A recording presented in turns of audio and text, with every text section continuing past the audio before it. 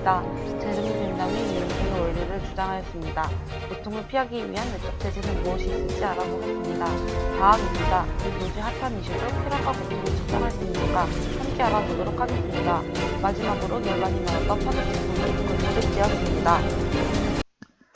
안녕하십니까. 업시 뉴스 진행을 맡은 이현주 앵커입니다. 요새 떠오르고 있는 화제의 인물 제르미 벤담이 드디어 인터뷰에 응했다고 합니다. 제르미 벤담은 베스트셀러 도덕과 입법의 원리의 저자이기도 한데요. 산업혁명이 일어나 도시로의 인구 집중을 가져왔고 그 결과 빈곤과 악취, 범죄 등 다양한 문제를 일으키고 있습니다. 기존의 경험주의를 벗어난 자유주의에 기초한 새로운 개혁이 절실히 필요합니다. 하지만 지배계급은 무관심하기 때문에 철학적 급진주의자가 등장하였고 새로운 변화와 개혁을 주장하고 있습니다. 그중 한 분이신 벤담 선생님께서 오늘 뉴스의 주 토픽입니다. 대단하신 분이시죠? 법학자, 정치가, 경제학자, 철학자로서의 면모를 두루 갖추고 계십니다. 선생님의 현실주의적, 개혁주의적 성향이 반영되어 쾌락의 계산에 관한 아이디어가 나오지 않았나 싶습니다. 쾌락주의, 경험주의적 전통에 따라 구체적 삶은 살아가고 있는 이해관계 중심의 현실적인 인간에 주목하셨다고 합니다. 벤담 선생님께서 유용성의 원리를 주장하고 계신데요. 먼저 유용성이 무엇인지에 대해 알아보겠습니다. 유용성이라는 말은 경제학에서 주로 양적인 만족의 크기를 의미하는 효용으로 해석하며 어떤 목적을 이루는 데 도움이 되는 것이라는 의미에서 공리라는 말로 해석됩니다. 선생님께 유용성이란 어떤 특정한 개인과 관련될 때는 그 개인의 행복, 그것이 사회일 때에는 사회 전체의 행복과 관련됩니다. 이 말은 곧 최대 다수의 최대 행복과 같은 말입니다. 벤담 선생님에게 쾌락은 곧 좋은 것이고 옳은 것이며 고통은 곧 나쁜 것이고 옳지 않은 것입니다. 또한 도덕의 근거, 법의 목적과 정당성의 근거가 모두 쾌락 또는 고통과 직접 관련돼 있습니다. 올바른 법의 원리를 사회 전체의 쾌락의 증대 또는 고통의 감소에 두었기 때문에 자신의 관점에서 이와 같은 유용성의 원리에 반하는 원칙을 제시하는 가르침들에 대해서는 매우 비판적인, 특히 금욕주의 원리, 동정 또는 혐오의 원리, 신학적 원리에 대해 비판적인 태도를 보입니다. 금욕주의 원리는 금욕에 따른 고통을 우리가 추구할 만한 가치가 있는 것이라고 한다면 우리가 다른 사람들에게 고통을 주는 행동을 하더라도 그것이 크게 문제되지는 않을 것이라 비판하셨고, 동정 또는 혐오의 원리에는 쾌락과 고통의 계산을 위해서는 일관성 있게 표현되어야 하지만 이 원칙은 개인의 주관과 경험에 좌우된다는 문제를 지녔다고 비판하셨습니다. 또 칸트주의, 스토아주의, 에피쿠로스주의, 신의 의지를 강조하는 신학적, 금욕주의적인 이론들을 모두 배척하셨습니다. 다음 소식입니다. 고통을 피하기 위해서는 4가지 외적 제재만 잘 알고 있으면 된다고 하는데요. 알아보겠습니다. 우선 외적 제재로 주로 고통을 일으키는 원인이 되는 행동들을 왜 하지 않게 되는지에 대해 설명할 수 있다고 합니다. 그러면 이 외적 제재는 무엇일까요? 어떤 행동이 그 결과물로서 고통을 일으키는 원인이 된다면 하지 말아야 한다는 것입니다. 이 외적 제재에는 4가지가 있는데요. 물리적 제재, 정치적 제재, 도덕적 제재, 종교적 제재가 있습니다. 이것들을 같은 화재가 일어난 상황으로 예를 들어 보겠습니다. 우선 집에서 일어난 화재가 자신의 부주의와 실수 때문에 일어났을 때 물리적 제재라고 하고, 화재가 정치적 사건과 관련하여 법원 판사의 결정에 따라 일어난다면 정치적 제재라고 합니다.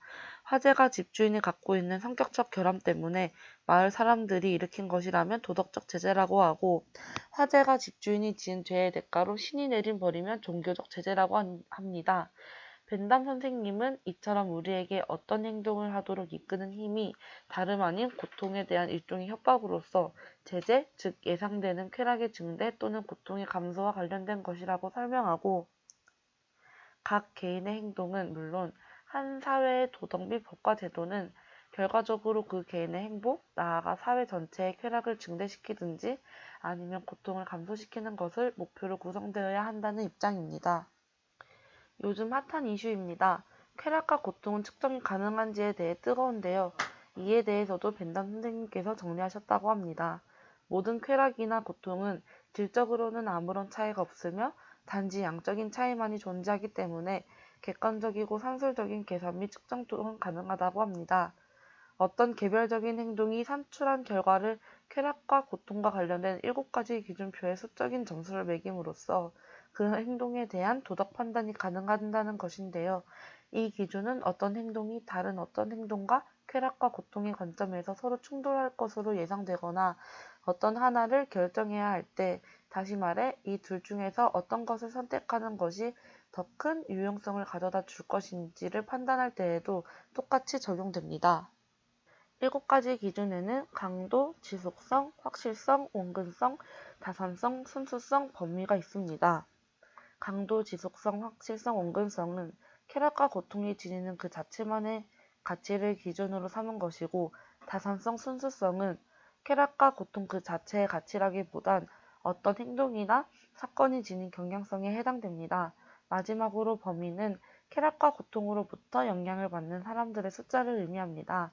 여기서 다산성은 같은 종류의 감각을 수반할 가능성, 즉 그것이 쾌락이라면 쾌락을, 고통이라면 고통을 수반할 가능성을 뜻하고, 순수성은 반대되는 종류의 감각을 수반하지 않을 가능성, 즉 고통이라면 쾌락을 수반하지 않을 가능성, 쾌락이라면 고통을 수반하지 않을 가능성을 뜻합니다. 여기서 범위는 벤담 선생님께서 중요한 기여를 하셨습니다.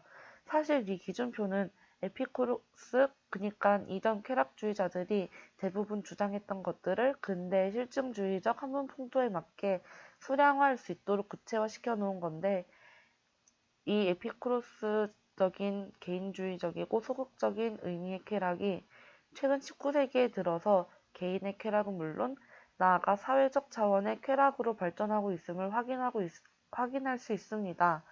게다가 유용성이 어떤 사건이나 형상, 행동과 관련하여 자신은 물론 그로부터 영향을 받게 되는 이해관계 당사자들의 숫자라는 점을 고려할 때 이것은 벤담 선생님의 공리주의 중 중요한 특성이라고 할 수 있습니다. 그렇다면 쾌락과 고통을 측정함으로써 기대할 수 있는 효과는 무엇이 있을까요? 7가지 항목에 담긴 쾌락과 고통의 표를 만들어 계산하게 되면 최종적으로 어떤 사건이나 현상 또는 행동이 어떤 결과를 가져오게 될지를 비교하여 예측할 수 있고, 계산된 결과에 따라 쾌락을 증대시키는 선택을 할 수도 있고 고통을 최소화할 수 있는 선택을 할 수도 있습니다.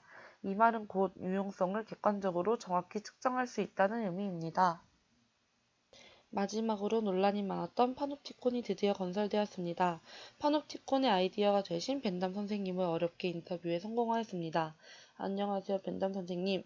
윤교 뉴스룸의 이현주 기자입니다. 네, 안녕하세요. 파놉티콘을 구상하게 된 계기가 궁금합니다. 설명해 주실 수 있으신가요?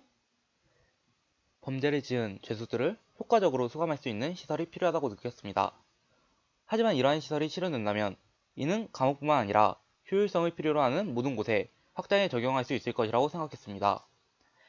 다수의 사람들에게 일어나는 모든 일을 파악할 수 있는, 또 우리가 원하는 방식으로 이끌 수 있는, 그리고 그들의 행동과 인격관계, 생활환경 전체를 확인하고 그 어떤 것도 우리의 감시에서 벗어나거나 의도에서 어긋나지 않도록 할 수 있는 수단이 있다면 이것은 국가가 여러 주요 목적을 사용할 수 있는 정말 유용하고 효과적인 도구임에 틀림없을 것이라고 생각하여 구상하게 되었습니다. 네, 선생님 인터뷰에 응해주셔서 감사합니다. 벤담 선생님께서 바쁘신 관계로 미리 받은 지면 선분지로 이어가겠습니다. 파놉티콘은 모두의 판, 본다의 옵티콘을 뜻하는 단어입니다. 벤담 선생님의 유용성의 원리에 가장 충실한 결과물이라고 합니다. 원형 감옥, 정신의 병원, 범죄의 진정한 의무실로서 파놉티콘은 산업혁명 이후 증가하고 있는 범죄 문제를 해결하기 위해 지어졌다고 합니다. 공개 처형 등 비효율적이고 범죄 행위에 대해 지나치게 가혹한 측면이 있는 처벌 때문에 공리주의자인 벤담 선생님의 입장에서 볼 때 바람직하지 못한 형벌로 이해하셨기 때문에 구상하셨다고 합니다. 벤담 선생님은 범죄에 대한 처벌에 대해서도 쾌락과 고통에 기초한 유용성의 원리에 대해 충실하여 설명하였습니다.